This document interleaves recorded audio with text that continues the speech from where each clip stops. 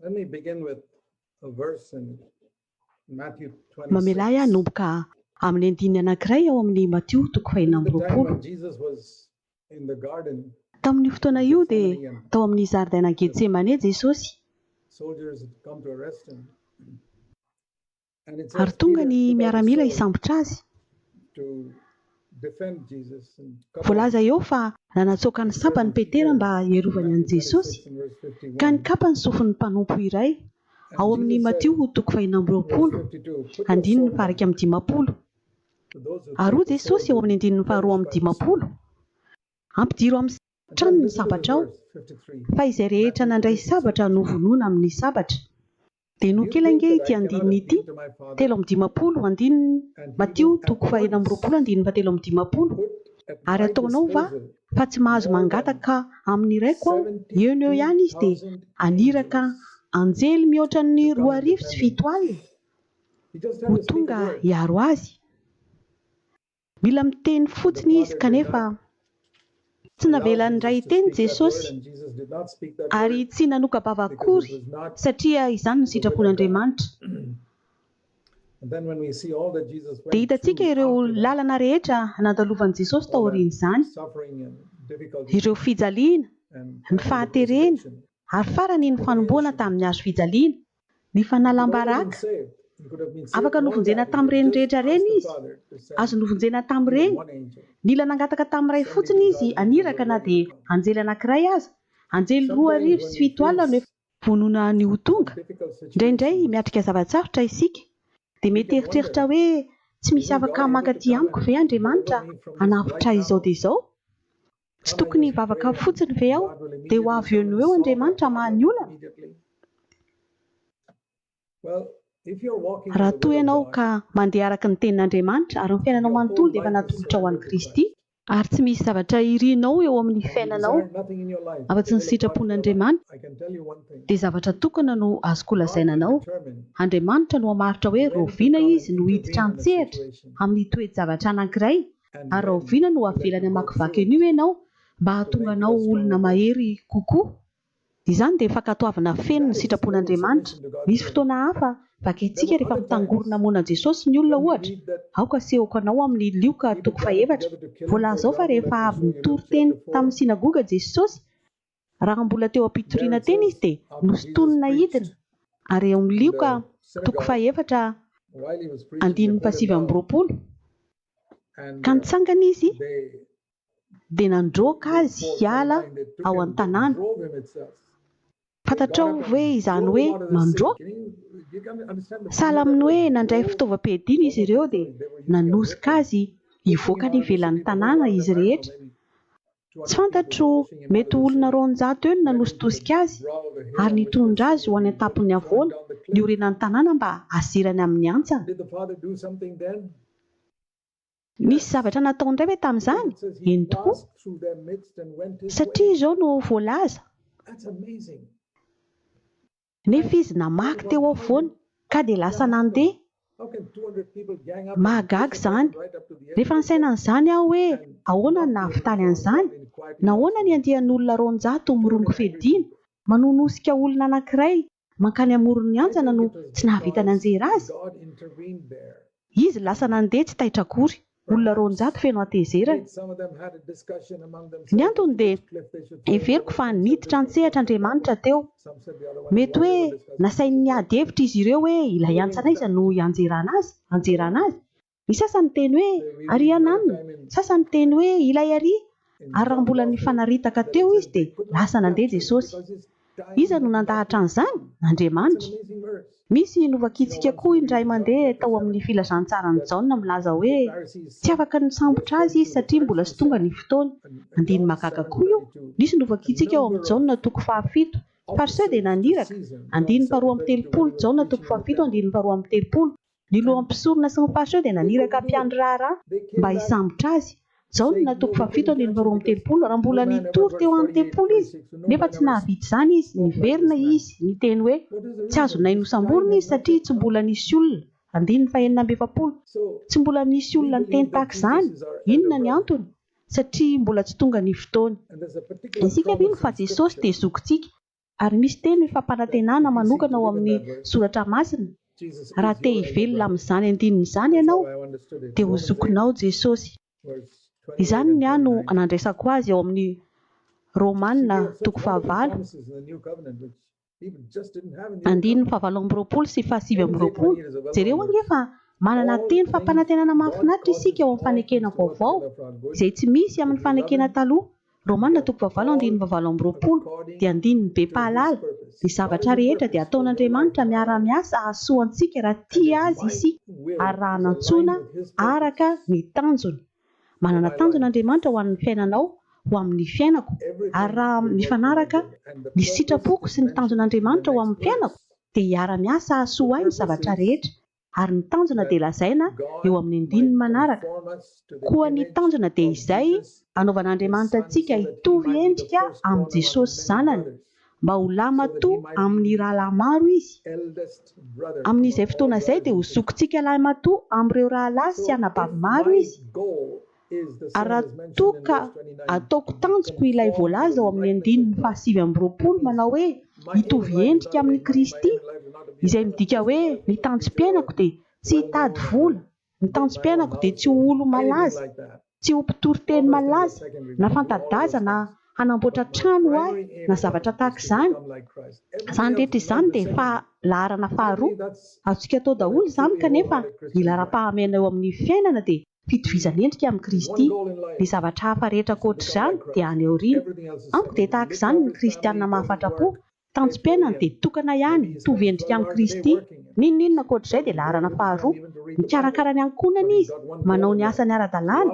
Mety miasa mandritra ny adiny 12 izy, ka kely sisa ny fotoana mba hamakiany Baiboly, kanefa manana tanjona tokana izy eo amin'ny fiainana. Amin'ny androm-piainany manontolo 420 ora isan'andro, ny tanjony dia hitovy endrika amin'ny Kristy. Raha olona tahaka izany ianao dia zokinao Jesosy. Na ankehitriny izao azy, Andriamanitra dia nanendry fa izy no tokony ho zokintsika. Ary satria Andriamanitra tsy mba miangatra, na inona nataony tamin'ny Zanany lahimatoa dia ataony amintsika koa. Efa naverimberiko matetika ny ao amin'ny Jaona 5:7. Fa toy izao tiavan'Andriamanitra izao tontolo izao, nomeny ny Zananylahy tokana. Jesosy dia Zananylahy tokana fony izy tetỳ an-tany. Fa taoriana nitsanganany tamin'ny maty kosa izy dia nantsoina hoe zanaka lahimatoa. Rehefa iray ihany ny zanaka lahin'ny olona, iray dia antsoina hoe lahy tokana ny zanany. Rehefa mananjanaka lahy mihoatra ny iray izy, ny zanany voalohany dia antsoina hoe lahimatoa.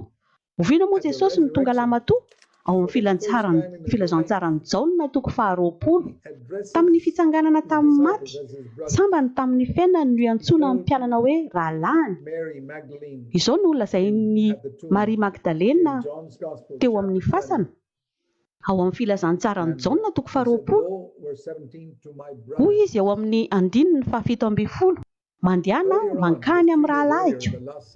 Talohan'izany 3 andro tao alohan'io, tamin'ny fisakafoanana hariva farany ao amin'ny Jaona 5:20 dia hoy mpanompo ianareo fahiny fa izao efa sakaiza. Mpanompo sakaiza ary nakariny ambonimbony kokoa. Hoy izy ianareo no rahalahiko. Tsy mbola niteny izy nanavaka hoe ny mpianany ihany no rahalahiny. Nolazainy tamin'izany hoe iza no rahalahiny sy anabaviny ary reniny dia ireo izay miaino ny tenin'Andriamanitra ka mankatoy izany. Fa tamin'ity kosa dia nosondriany tsara fa ireo mpianany nolazainy hoe rahalahiko ary ny raiko no rainareo. Misy zavatra tsy manam-paharoa nitranga tamin'ny fitsanganan'ny maty. Sambany tamin'izany no nilazany Jesosy hoe ny raiko no rainareo. Talohan'izany na izy milaza hoe ny raiko na indraindray izy ny rainareo, indraindray ny raiko, indraindray ny rainareo eo amin'ny filazantsara manontolo. Fa taoriana amin'ny fitsanganana amin'ny maty kosa dia lasa hoe ny raiko sy ny rainareo. Efa tonga ankohonana iray isika. Ary koa ry rahalahiko, zavatra tsy manam-paharoa no nitranga tamin'ny fitsanganana tamin'ny maty. Jesosy dia tonga zoky lahimatoa ho an'ireo izay tsy manana faniriana fa tsy nanatotosa ny tanjon'Andriamanitra ka te hitovy amin'ny Kristy. Raha izany no tianao, manantenao fa izany no tiantsika rehetra dia antsika antoka tanteraka fa satria tsy miangatra Andriamanitra, izay nataony tamin'i Jesosy dia ataony aminao. Famarinana magaga izay nanovany fiainako izany rehefa nohazoniko 70 taona lasa izay. Izay nataon'Andriamanitra tamin'i Jesosy dia ataony aminao. Tsy mbola nahare olona niteny an'izany hoe nataiza. Ny zavatra fandreko nolazain'ny olona dia hoe izay nataon'Andriamanitra tamin'ny olona hafa dia ataony aminao koa. Fa ny hoe izay nataon'Andriamanitra tamin'i Jesosy dia ataony aminao. Manova ny fiainako izany satria hoy aho, Tompo, mahafinaritra izany. Ny fomba nikarakaranao an'i Jesosy no nikarakaranao ahy. Ny fomba nanomezanao an'i Jesosy no hanomezanao ahy. Jesosy tsy nanankohanina izany. Tsia, izao koa izany. Ny iray tsy nahafoy an'i Jesosy izany na dia tamin'izy nokapohana sy nendahana azy. Ny fotoana tokana nahafohizany rainy azy dia tamin'ny izy teo ambony hazo fijaliana. Izany dia satria nitondra ny saziny ny otantsika izy. Tsy niatra tamintsika izany. Izany adiny telo teo ambony hazo fijaliana izany. Izay tsy hiverina intsony eo amin'ny tantaran'ny zanak'olombelona. Izay tsy maintsy mitondra an' Jesosy ny fahotany izao tontolo izao. Fa tsy hiatra amintsika izany. Ny teny fikasany ho antsika dia izao tsy andahoanao mihitsy na hafoy anao akory. Tsy fantatrareo hoe aiza no misy izany teny fikasana izany. Azafady jereo ny Hebreo 7:12. Teny fikasana mahafinaritra be. Hebreo 7:12.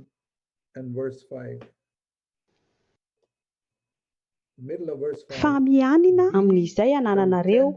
Lazaiko aminareo fa izany teny izany dia tena amin'ny fandraika.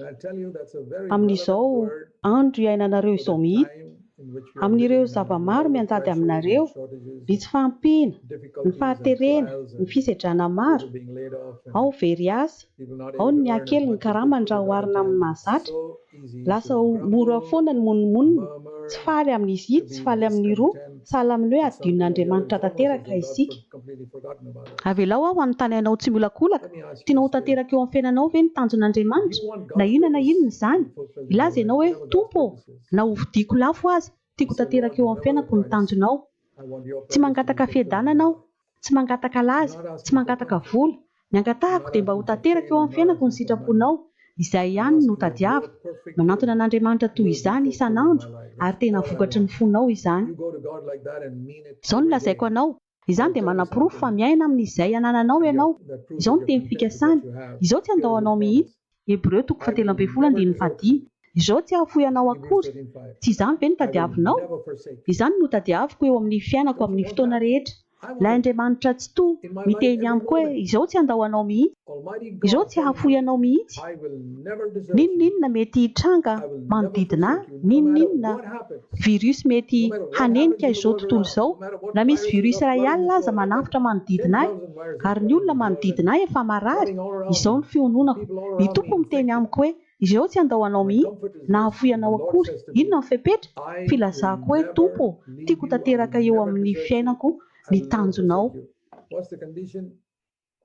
Mety ho fijaliana izany, mety zavatra tsy azahoanaina, mety hoe zavatra maro ho diaviko, izay misy zavatra tianao ampianarina ahy. Te hiaina amin'izay rehetra omenao ahy aho, na be na kely izany. Tsy ho ampitahiko amin'ny hafa mihitsy ny manjoa ahy. Izany no tena fakapana lehibe mahazo amin'izao andro izao. Mampitahy izay manjoa antsika amin'izay manjoa ny hafa. Mety olona ao am-piangonana, mety hisy hiteny anao hoe nahoana ny azo ny moramora fa ny anahy tena mafy be mihitsy. Raha izany dia tsy ho anao ilay teny fikasana hoe izao tsy andahoanao, satria ianao tsy mianina fa mimenomenona, mitaraina. Io teny fikasana io dia ho an'ireo izay mianina amin'izay ananana. Fa mianina amin'izay anananareo. Hebreo 7:15. Izy milaza hoe izao tsy andahoanao na hahafoy anao. Ary afaka hiteny ianao 9:9 manao hoe Jehovah no mpamonjy ahy ka tsy hatahotra aho. Hebreo 7:9. Inona no azon'ny olona atao amiko na ny azon'ny seviko atao? Tsy hatahotra aho. Na inona mety tanteraka ny zava-mitranga? Tsy hatahotra aho. Inona ny fototra iorenan'izany hoe tsy hatahotra aho? Ny tompo no mpamonjy ahy, ary izy efa niteny hoe izao tsy andao na hahafoy anao. Etreto ange hoe ny filoham-pirenena eo amin'ny misy anao no tena namanao akaiky sy mpamonjy anao ka miteny aminao hoe izao raha mananolana ianao dia antsoy amin'ny telefonina fotsiny aho, raisiko ny antsonao. Izao vonona nampy anao foana. Namako ianao. Filoham-pirenena na gouverneura io. Tsisy fiadanana ve ao am-ponao? Maika fa ilay Andriamanitra tsy toa. Ilay nanapaka izao tontolo izao no miteny aminao hoe izao no mpamonjy anao, tsy andahoanao na hahafoy anao. Nisy fotoana izay nahafahana naniraka anjely anarivony kanefa tsy naniraka izy. Nisy fotoana izay nahafahana nanaisitra ilay tsilo tao amin'ny nofo fa tsy nesoriny izany. Vakitsika fa nivavaka intelo Paoly. Ny tsara marihana dia tsy ilay hoe intelo fa hoe nivavaka izy mandra-pahazo ny valiny. Nitely izy no nivavaka dia novalian'ny tompo hoe aza mivavaka intsony, tsy esorina aminao io tsilo io, navelako eo amin'ny fiainanao. Izany mba hahatanterahako tanjona anankiray, mba hanetrehanao tena satria tiako omena anao ny fahasoavako. Dia nijanona tsy nivavaka intsony Paoly, fa raha tsy nandreny valiny izy taoriana mivavaka fahatelo dia mbola ho nivavaka in-telonjato izy ary ho niteny hoe in-telonjato aho no mivavaka. Ary farany izy hiteny hoe henoko Andriamanitra niteny hoe tsy esorina ilay tsilo. Ny tsaro marina dia mivavaka izy mandra-pahazo ny valiny, ary ny valiny dia hoe ampo anao ny fahasoavako. Hitantsika amin'izany ary fa misy toe-javatra avelan'Andriamanitra anjoantsika, nefa araka ny lazain'ny olona hoe ny maso no mijery ny tsintsina dia mahafantatra ny zavatra madinika rehetra izy. Tsy misy na tsintsina iray aza latsaka amin'ny tany raha tsy avelan'ny rainareo. Mahagaga izany teny lazain'i Jesosy izany. Raha tsy fantatrao hoe aiza no misy azy, fotoana tokony hahafantaranao izao hoe aiza no misy ireny teny fikasana ireny. Tao amin'ny baiboliko voalohany dia nolokoiko tamin'ny pensily mena ireny, nanasiako marika mba ho mora hitako satria mbola tsy haiko tsara ny baiboly tamin'izany fotoana izany.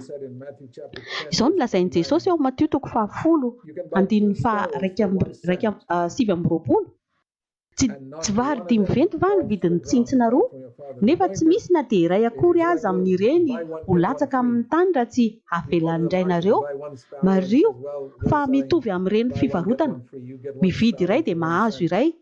Makany an-tsena ianao hividy tsintsina iray dia olona mpivarotra izay mividy iray dia mahazo roa. Vary 5 venty mividin'ny tsintsina iray, fa raha mividy iray ianao zavatra tsisy vidy dia omenanao koa ity anankiray ity. Dia hoy Jesosy, na dia io tsintsina tsy misy vidiny io aza izay azonao maimaim-poana dia tsy ho latsaka amin'ny tany raha tsy avelan'ny ray. Na io izay tsy nialanao vola io aza dia tsy ho latsaka amin'ny tany raha tsy efa fantatry ny rainareo. Eritrereto ange izany, ahoana moa ny zanak'Andriamanitra no mbola ho be fanahiana foana rehefa mino izany tenin'Andriamanitra izany ary mino izany tenin' Jesosy izany. Fotoana izao izay mila hiverenantsika eo amin'ny baiboly, mandinika tsara ireo teny fikasan'Andriamanitra, mamaky ny fipetra mifamatotra amin'ireo teny fikasana ireo ary miteny hoe Tompo, te velona amin'ireo teny fikasana ireo aho, te ho tafavoaka ity fitsapana ity aho, tsy handraingiraingy, tsy ho malok'endro. Dia rehefa mihatsara tsara ny toe-javatra dia lasa mpandresy indray, tsy misy fahasoavana ao amin'izany. Zavatra mahafinaritra dia ny mamakivaky ny fitsapana ary mpandresy eo amin'ny afon'izany fitsapana izany ary mivoaka avy tao miaraka amin'ny fandresena. Izany ny antony amelan'Andriamanitra anireny zavatra ireny. Avelany ireny mba asehony ny devoly hoe jereo ny olo, tsy misy mahapotika azy, tsy misy ninina mahapotika. Mbola mahatoky afoana izy ninina miseho. Jereo izay lazain'ny apôstôly Paoly eo amin'ny Romana 9:9, amin'ny Romana 9:9 izao no teniny 5:30. Iza no asaraka antsika amin'ny fitiavan'i Kristy? Izany no fanontaniany. Romana 9:9. Iza no asaraka antsika amin'ny fitiavan'i Kristy? Fahoriana va? Izany hoe fanoheran'ny olona, fahantrana. Ny fahantranana détresse dia noho ny zava-mitranga. Ny fanenjehana dia avy amin'ny olona, fa ny détresse dia avy amin'ny zava-misy. Mety ho aretina na fahasahiranana na fanenjehana ataon'ny olona. Sa mosary, ny mosary dia tsy fahampihan-javatra. Rehefa mankany amin'ny varotra isika amin'izao fotoana izao dia misy zavatra maro tsy misy. Tsy mosary lehibe akory izany, fa mosary amin'ny zavatra sasatsasany. Heverinao fa mahasaraka antsika amin'ny fitiavan'i Kristy ve izany? Mba tiako hananana ny sasany amin'ireo mba hampiadana kokoa ny fiainako. Kanefa tsaroa fa olona maro be no niaina teto amin'izao tontolo izao, anarivon'ny taona maro, tsy nanana an'ireo zavatra maro mampiadana antsika ankehitriny. Aza dino izany, nandritry ny taona maro ireo olona niaina tao amin'ny testameta taloha ary na tamin'ny andron'i Jesosy aza, tsy nanana an'ireny zavatra anarivony ananantsika ireny izay mampiadana antsika izy ireo. Fa efa zatra miadana loatra isika ka raha vao misy zavatra tsy hitantsika eny amin'ny varotra dia taitra hoe hoay, dia ahoana ny atao? Lazaiko aminareo eritrereto tany amin'ny 2000 taona lasa. Ahoana nataon'ny olona? Na tamin'ny fotoana niainan'Ray aman-dreniko na Andrenibenao na Andrenibenao 100 taona lasa izay. Velona soamantsara izy ireo.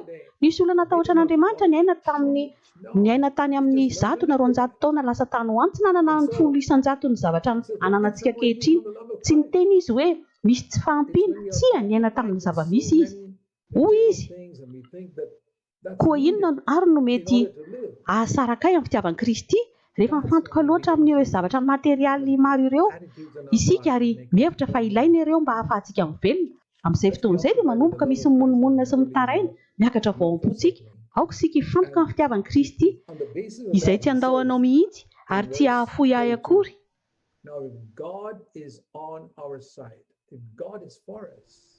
Ary ny ahazahoana milaza izany dia ao amin'ny 2:30 Andriamanitra dia miaraka amintsika.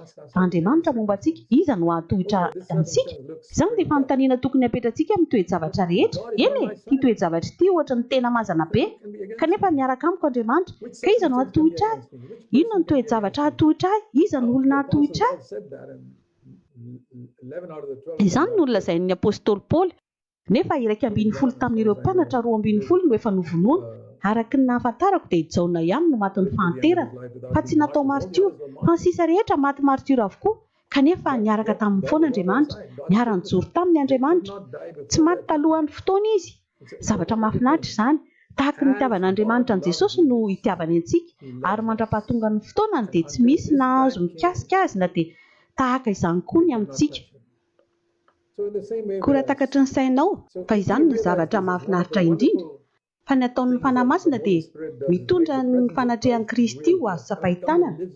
Tonga miaina ao anatsika izy, ary tahaka ny hoe Jesosy mihitsy no mipetraka ao. Saintsaina izany rehefa mandalo zava-tsarotra. Ny sasany aminareo mety miatrika an'izany amin'izao fotoana izao. Saintsaina hoe vatan'i Jesosy mihitsy no miara-mipetraka aminao ao an-tranonao. Ahoana ny fihetsika ao raha miara-mipetraka aminao ao an-tranonao mihitsy Jesosy? Mety hanova zavatra ve izany? Avy hatrany ianao dia hanantona azy, hanao hoe Tompo, izao ny olana amiko ankehitr'io. Kanefa fantatrao ve fa eo izy mihoatra ny hoe ao an-tranonao, miaraka aminao izy. Hoy ny teniny, izao tsy andahoanao na hahafoy anao akory.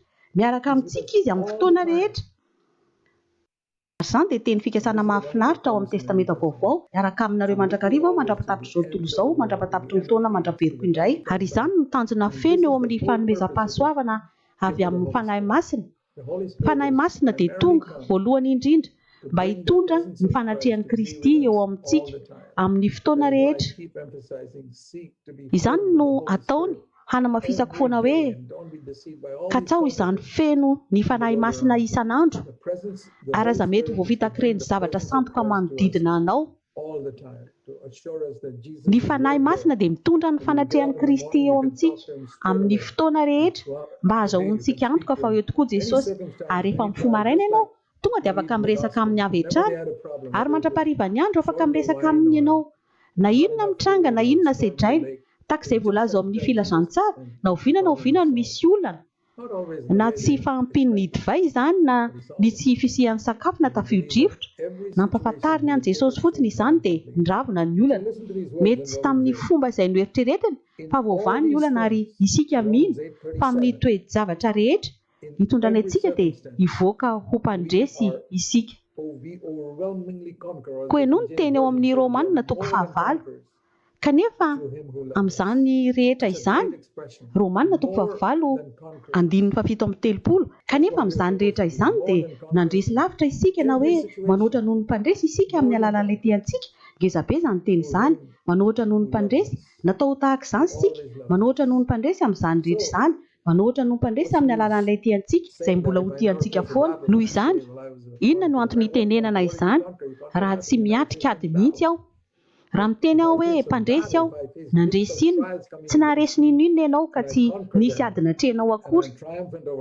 Fa raha miatrika ady kosa ianao, miatrika ady mamay, tonga manafika ahy ka mandresy aho.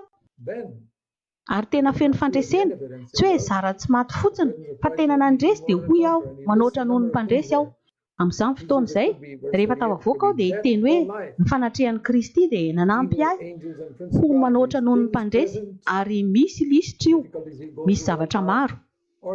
7:30 na ny fahafatesana, na fiainana, na anjely, na ireo fanampahana, na zavatra ankehitriny.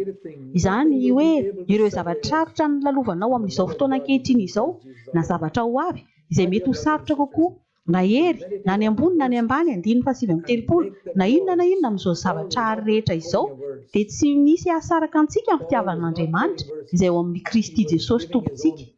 Talasy anabavy malala mila misaintsainareo andinindreo isika ka hivelomantsika ireo. Paoly dia tsy mitanisa andininy akory, tsy mitanisa andininy fa manome ny fijoroana vavolombelona ary tokony hanao izany koa isika.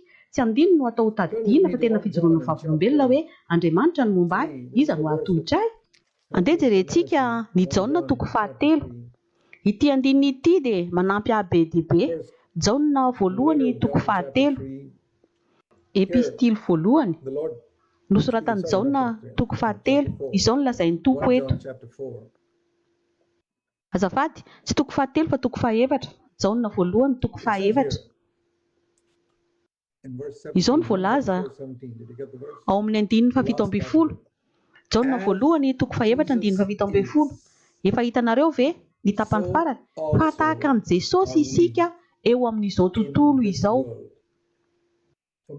Nandritry ny taona maro no efa namakiako an'io fa tsy nosaintsainiko. Fa rehefa nosaintsainiko tsara io dia nanjary nisy fiovana be teo amin'ny fiainako.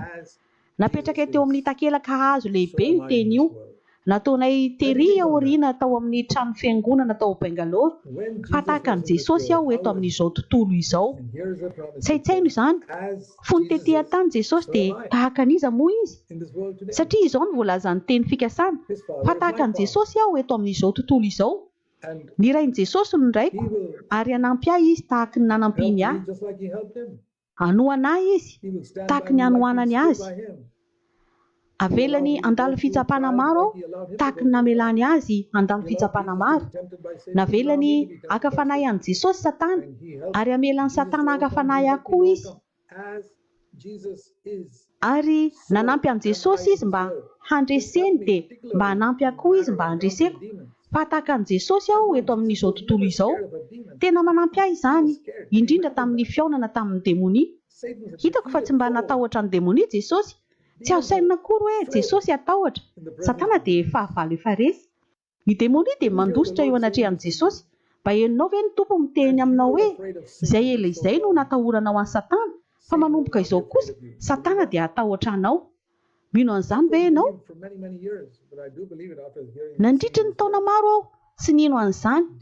Fa rehefa azoko tsara io andininy io dia nino aho. Ny démonie dia natahotra an'i Jesosy. Ny devoly dia natahotra an'i Jesosy. Hoy aho tompo, ny teninao milaza fa tahaka an'i Jesosy aho eo amin'izao tontolo izao, koa dia atahotra ahy amin'izay ny devoly. Kanefa atahotra olona mbola enjehan'ny eritrerony ve izy? Atahotra olona mpiavonavina sy mpanambony tena manao tsinotsinona ny hafa sy manambany olona ve izy? Tsy atahotra olona tahaka izany izy satria misy zavatra ifandraisan'ny tendro amin'ilay olona. Misy avinavina ao aminao, izay avinavina anisan'ny toetra ny devoly. Tsy atahotra anao izy raha izany. Fa raha miteny ianao hoe tompo, te hanaraka anao amin'ny fanetrehantena, tiako hamboniana ny olona rehetra ho ambony noho ny tenako. Tsy antsoina hoe ety an-tany aho mba ho tompo na ho mpampianatra fa ho mpanompo, na antsoina ho mpanompo ao am-piangonana, na antsoina ho kely indrindra sy ho ambany indrindra ao am-piangonana aho. Tsy mba te hevitra ny tenako ho ambony kokoa na tsara kokoa noho ny hafa aho, na inona fanomezam-pahasoavana nomenao ahy. Te olona tsinotsinona ao am-piangonana aho. Kristy reriny ihany no tiako hisandratra. Izao no lazaiko anao, tsy afaka hikasiko anao akory ny devoly. Ny devoly dia afaka mikasika ny olona satria mbola misy toetra miavona ao amin'ilay olona. Tia sehoseho, izao mahavita tsaratsara kokoa noho izany namevitra izy hoe tsara kokoa noho ny hafa aho tamin'io na tamin'itsy na zavatra toy izany. Hay, tsy magaga raha mijalian'ny devoly ianao. Manapa-hevitra fa hiara-mandeha amin'i Jesosy ianao amin'ny fanetrehantena sy ny fahakivakiana. Ary rehefa hita amin'ny tompo fa mbola tsy vaky ianao dia avelany hanafika anao ny devoly. Andeha ho jerentsika ny filazantsarany Lioka 2. Fantatrao fa misy mpianatra anankiray izay nizaozao indrindra tamin'i Jesosy. Na andao anao aza ny olona rehetra, izao tsy andao anao. Io fizazahoana io no tian'i Jesosy ho potehina tao amin'ny Petera. Ahoana ny fomba fanetrena an'io lehilahy io? Ny tompo dia nanana tanjona ngeza be mihitsy ho an'ny Petera. Io lehilahy io no tiako ampiasaina amin'ny andro ny Pentekosta mba hitondra jiosy 3,000 ho an'i Kristy. Na dia mitondra jiosy iray ho an'i Kristy aza anie dia sarotra be. Mandehana ange andraminy manova fody jiosy anankiray. Eritrereto hoe mitondra jiosy 3,000 ho an'i Jesosy. Tamin'indray andro fotsiny tamin'ny alalan'ny toriteny fahefatradiny, izany no tao an-tsain'ny tompo ho an'i Petera. Fa tsy afaka nanao izany izy raha tsy novakivakiany Petera. Tahaka ny atao amin'izay novakivakiana vao afaka mamoaka herinaratra. Kanefa Petera mbola tsy vaky, mbola be firerehana. Misy firerehana miafina tahaka ny nisy ao amin'ny ankamaroantsika.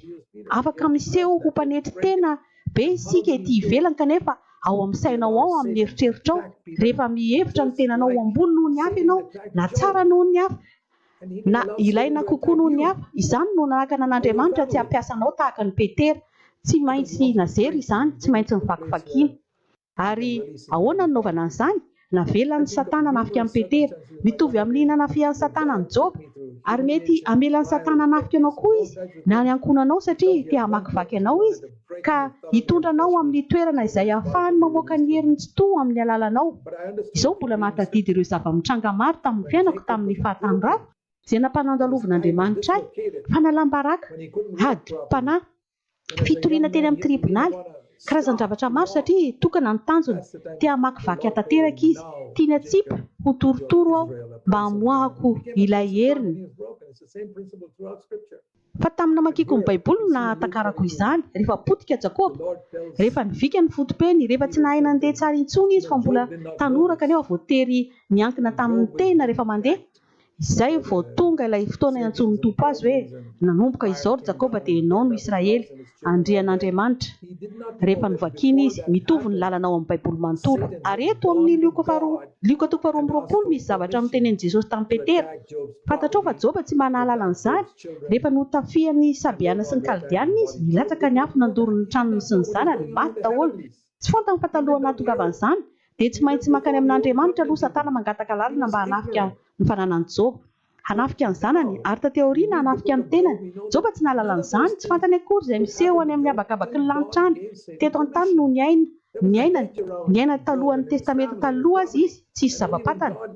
Fa amin'izao fotoana izao isika mamaky ny bokin'i Joba, fantatsika fa nisy tamin'ireo zavatra nanjohan'i Joba ireo no nitranga.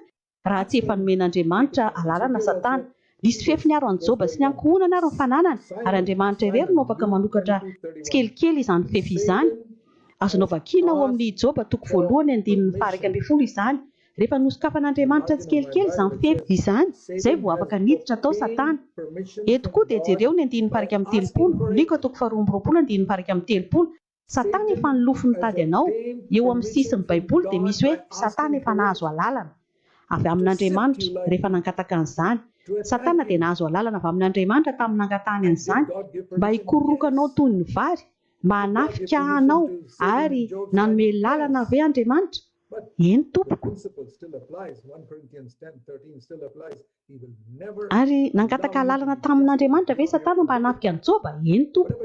Fa ny lalana miatra foana. Ny lalana ao amin'ny Korintena 1:17 mbola miatra foana. Tsy hamelanao alaim-panahy mihoatra noho izay zakanareo izy.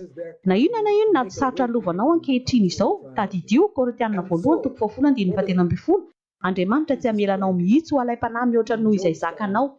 Fa izao ny voalaza fa ao amin'izany fakapana izany dia anisy lalana ahafahanareo koa mba hazakanareo izany. Noho izany, inona no novavahan'i Jesosy tamin'ny andron'ny Joba? Raha ohatra ka nisy olon'Andriamanitra nasaina nivavaka ho an'i Joba, olona nahafantatra ny lalàn'Andriamanitra, tsy ho nivavaka izy mba tsy ho tonga ireo zavatra ireo. Izao no nangatahany.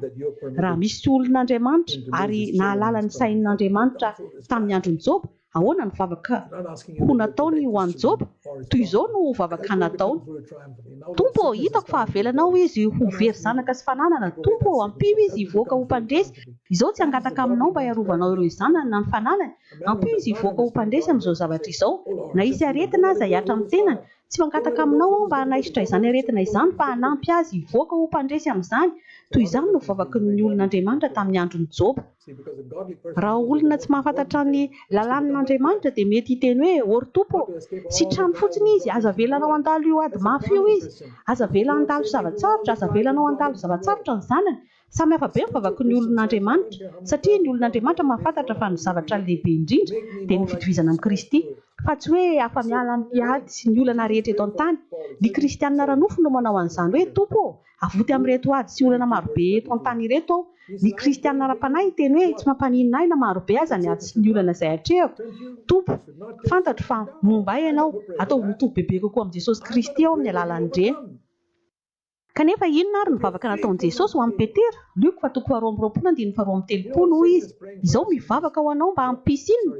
Mba tsy haka fanahy anao ve Satana? Tsy haka fanahy anao? Tsy izany vevelony ny vavahako, mivavaka aho mba handresy anao, mba tsy ho levona ny finoanao. Fantatrao ve inona ny vavahan'i Jesosy ho antsika amin'izao fotoana mety haka ny Satana fanahy amin'ny fomba maro sasany amintsika? Mety hisy fitsapana eo amin'ny fiainantsika. Inona ny vavahan'i Jesosy ho antsika? Tianao elo ve? Izao ny tenin'ny tompo. Jesosy miteny aminao, izao mangataka ho anao. Luka 2:20-4:30 ho amin'ity indray mandeha ity, mba tsy ho levona ny finoanao, mba hahery ny finoanao, tsy hoe mba tsy hampisy ny fitsapana, tsy hoe mba tsy hamelan'ny Satana tsy hikororokanao. Rehefa kororohana ianao dia inona no miala eo amin'ny fiainanao? Ny akofa, ny vary kosa no tavela. Azo antoka tanteraka izany. Tsy avelan'Andriamanitra izy na voambary tokana aza ho very, avelany ho very ny akoha fa tsy avelany voambary. Hitahiry anao izy, koa ny vavaka ataony ho anao dia mba tsy ho levona ny finoanao. Dikan'izany dia hoe rehefa alavo ianao Simona, rehefa latsaka ambany dia ambany ianao, rehefa tsy nasiana ho asiny aho ka andahy ahintelo ianao, dia manantena aho fa amin'izay fotoana izay indrindra dia mbola ho tsarovanao. Rehefa ho amin'ny vody lavaka ianao, fa ny Rainao any an-danitra mbola tianao foana. Tsy andahoanao izy, ary izany no tiako ambara aminareo rehetra, ry rahalahiko sy anabaviko. Rehefa mahatsapa ianao fa mikiho ny zavatra rehetra manodidina anao, aza vela ho levona ny finoana. Laza hoe tompo, tsy fantatro hoe inona no mitranga, tsy fantatro ny ho avy, tsy fantatro na dia ny avoaka ny ampitso aza, fa zavatra tokana ny fantatro. Ianao ny raiko ary tia ahy ianao Jesosy tompo.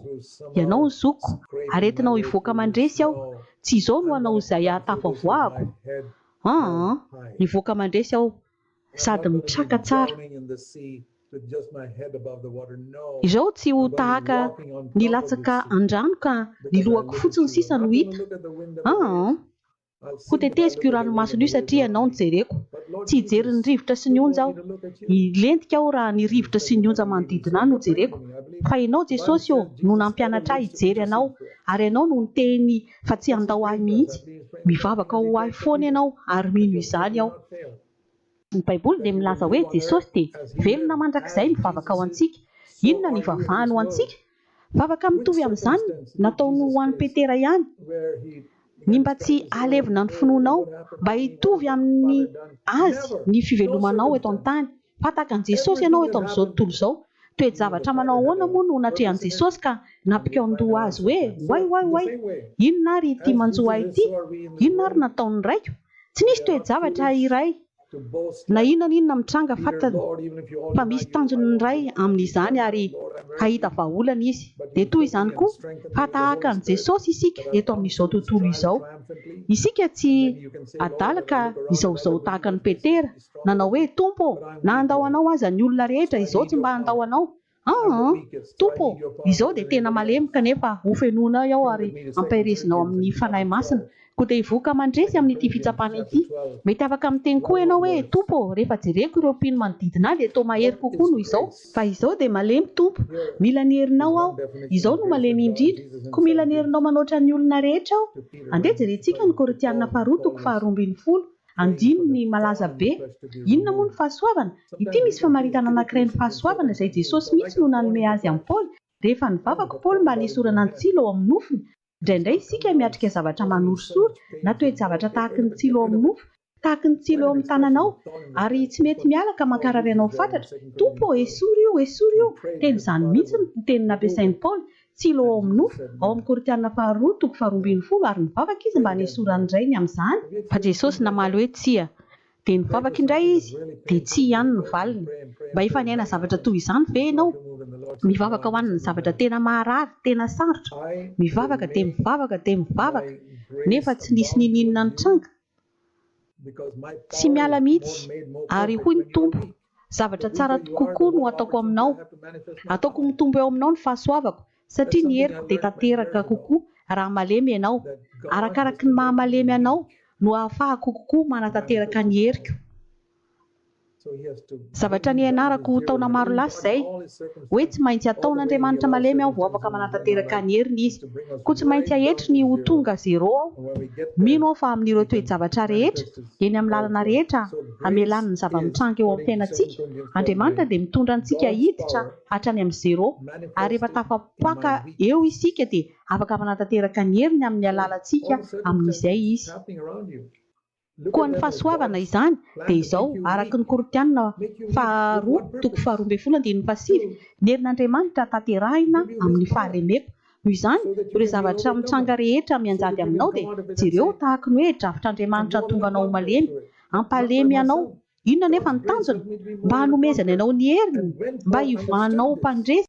Amin'izay rehefa tafavoaka ianao dia hiteny hoe manoatra noho ny mpandresy aho tamin'izany, tsy tamin'ny herin'ny tenako, fa soavan'Andriamanitra no nampy ahy manoatra noho ny mpandresy. Ary rehefa azon'ny Paoly tsara izany ka navelon'Andriamanitra eo amin'ny nofony tsilo mba hahatonga azo malemy ahafahan'ny herin'i Kristy mitoetra ao aminy dia hoy izy, noho izany dia rerehako ny fahalemeko. Vitanao ve ny mirere amin'ny toe-javatra andalovanao ka hitenenanao hoe dia Rainao ny tompony izao toe-javatra izao, dia Rainao ny tompony ity tsy fahampiana ity, ity fahasaranana ity, amin'ity fitsapana ity, satria amin'izao fotoana izao dia fantatro ny herin'i Kristy palemy ahy ireny, ampiana ahy ho tonga zero ka afaka hananatanteraka ny herin'ny tamiko Andriamanitra. Noho izany dia izao no lazaina amin'ny 10:10, Koritianina 2:12-20, andininy tsara ho tadidintsika rehetra.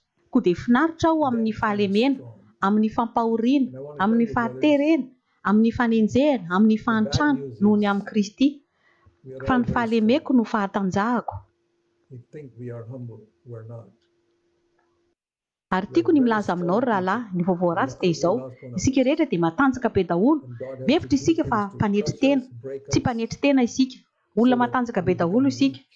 Isika tsirairay tsy hakanavaka izao ka voaterina anao zavatra Andriamanitra mba hanorotoroana sy hamakivakiana antsika, ahatonga antsika ho malemy, hampidinana antsika ny amin'ny zero. Amin'izay dia azo tanterahina amin'ny alalantsika ny heriny. Ary izao mino fa ny toe-javatra rehetra tsirairay dia Andriamanitra no namolavola azy mba hahatonga antsika ho malemy, mba ahafahany mampiseho ny heriny amin'ny alalantsika. Ary ao amin'ireny toe-javatra maro ireny manamboatra lalana ho antsika izy ahatavoantsika, tsy andao antsika mihitsy izy na ahafoy antsika akory. Ny teny fikatran'Andriamanitra dia marina foana. Raha mikatsaka ny fanjakan'Andriamanitra sy ny famarinana isika dia hanampy antsika koa ny zavatra rehetra ilaintsika. Tsy heverinao ve fa tena mety amin'izao androntsika izao io teny io? Filazan'ny tsaran'i Matteo 9:9. Matteo 9:9. Andiny 5:20. Matteo 9:5. Ampiaro io amin'izao andro iainantsika ankehitriny izao. Ary noho izany dia lazaiko aminareo hoe aza manahy ny amin'ny ainareo, dia izay hoaninareo na izay hosotroinareo na ny amin'ny tenanareo, mety ho akanjo izany, mety ho fanafody, mety ho fitsaboana, mety ho fiarovana amin'ny virusy. Aza manahy ny amin'ny tenanareo, aza matahotra izay mbola hisy hoanina ve? Kanefa tsy misy an'izao na tsy misy an'izao. Atrakao fotsiny lohanao. Dia jereo ny voromanidina eny amin'ny habakabaka, tsy mamafy ireny, tsy manana compte eny amin'ny banky, tsy mijinja ireny, tsy mitaona ho any an-tsopitra. Mitovy amin'ny hoe tsy manana compte eny amin'ny banky ary ny irainareo izay any an-danitra mamelona azy. Hoy izy, lazao ahy, iverinao fa tsy mihoatra lavitra noho ireny voromanidina ireny va ianao? Raha tsy mino an'izany ianao dia ny maha-kristianina anao mihitsy no tsy misy ilana azy. Raha tsy vitanao no mino fa farafaharatsiny ianao mitovy amin'ny voromanidina dia aotra ny maha-kristianina anao. Izao dia mino fa amin'Andriamanitra aho dia mihoatra lavitra noho ny voromanidina. Izany no lazao amin'Andriamanitra ary ataovy menatra ny devoly.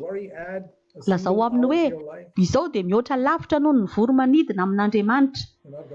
Ireny ary mbola manidina foana, Ny fanahiana ve mahay manampy ora iray amin'ny fiainanao? Tsia, tsy ahay hanampy zavatra ho an'ny fiainanao akory. Ianao amin'ny fanahianao. Tsia, ary nahoana no manahy amin'ny fitafiana ianareo? Nahoana no manahy amin'izay hoaninareo sy ny sisa? Andriamanitra no mihevitra an'izany. 9:30. Dia aza manahy ianareo ka manao hoe inona no hoaninay, na inona no sotroinay, na inona no tafianay, na ireo zavatra manjatony izay mety ilainay ao an-tokantranonay. Izao ny voalaza. Ny olona rehetra manodidina anao, ao amin'ny tanànanao, ao amin'ny firenenao dia mikatsaka an'izany rehetra izany. Fa inoa izao zavatra izao? Fantatry ny Rainareo izay any an-danitra fa ilainareo izany. Fantany izay ilaintsika. Fantany atao hoe ahitraitra ary fantany atao hoe tsy maintsy ilaina. Fa Andriamanitra ho antanteraka izay rehetra tokony ho anareo. Izany no teny fikasana ao amin'ny Filipianina 4:20. Fa tsy izay rehetra tadiavinareo Efa zatra fiainana feno ahitraitra loatra mantsy isika dia iverintsika fa izao zavatra rehetra izao teny ilaina daholo. Fa lazaiko aminao fa ny ankamaroan'ireo tsy dia teny ilaina akory. Antsika atao tsara ny miaina tsy misy an'ireo zavatra be dia be ananantsika ireo. Raha manana fahamividy amin'ireo ianao, vidio, fa raha tsy manana, maiza mionona fa Andriamanitra ho antanteraka izay rehetra tokony ho anareo. Tsy izay rehetra tadiavinareo fa izay rehetra ilainareo. Filipianina 4:7. Fantatry ny Rainareo izay ilainareo. Noho izany aza manahy. Satria 9:30. Fantany tsara mihitsy izay ilainareo. Ka tsy ao fotsiny ny fanjakan'Andriamanitra sy ny famarinany dia hanampy anareo ny zavatra rehetra. Tiako hijoroana vavolombelona izany. Niala tamin'ny asako aho 20 taona lasa izay. 7 taona lasa. Dia nanapa-kevitra aho tamin'izany fa Andriamanitra no hitokoizako hanome ahy izay ilaiko. Tamin'ireo toe-javatra marobe dia marobe. Dia azoko porofona ny fahamarinana io tenin'io. Hanana fijoroana vavolombelona ataoko ianao rehefa tafavoaka izao fotoana fandalovanao izao. Nitady ny fanjakan'Andriamanitra aho. Tsy nahazo izay rehetra notadiaviko aho. Isaoran'Andriamanitra fa tsy nanome ahy izay rehetra izay zavatra mety hanimba izy. Fa nomeny kosa izay rehetra ny ilaiko. Afaka miteny an'izany aho toe-javatra marobe no efa nampandalovin'Andriamanitra ahy teo amin'ny fiainako na tamin'ny ara-bola zavatra maro ahy. Kanefa nomeny ahy foana izay nilaiko ary nataony olona tena sambatra aho. Tsy hoe satria azoko avokoa izay rehetra notadiaviko, isaorako Andriamanitra fa tsy nanome azy izay notadiaviko ary isaorako Andriamanitra tamin'ireo tsy fahampiana. Isaorako an'Andriamanitra tamin'ireo fatiantoka nisy teo amin'ny fiainako. Fatiantoka izay nampianatra ahy fa Andriamanitra lehibe noho ny vola. Andriamanitra dia lehibe noho ny zavatra, lehibe noho ny fahasalamana azy. Tompo, iza no ahy any an-danitra ary tsy hisy etỳ ambonin'ny tany iriko tahaka anao. Ka tsao ny fanjakany dia hanampy anao ny zavatra rehetra. Ary ny teny amaranako azy ho amin'izao fotoana manokana izao, Matthieu 9:5-7. Aza manahy ny amin'ny ampitso ianareo. Mino ve ianao fa Jesosy miteny an'izany? Eritrereto hoe mijoro eo akaikinao eo mihitsy Jesosy amin'izao fotoana izao amin'ny alalan'ny fanahy masina. Milaza aminao manokana. Ry zanako lahy, ry zanako vavy, aza manahy ny amin'ny ampitso. Fa ny ampitso hanahy ny azy. Ny olana misy miseho androany dia ampy ho an'ny androany. Ary Andriamanitra hanome anao fahasoavana handresenao androany. Rehefa tonga ny rahampitso ka ho lasa androany dia omenanao indray ny fahasoavany amin'izay. Koa dia isan'andro ilay izy. Ho tahian'Andriamanitra anie ianareo, aoka nondrika ny lohantsika isika hivavaka. Rainay izay any an-danitra.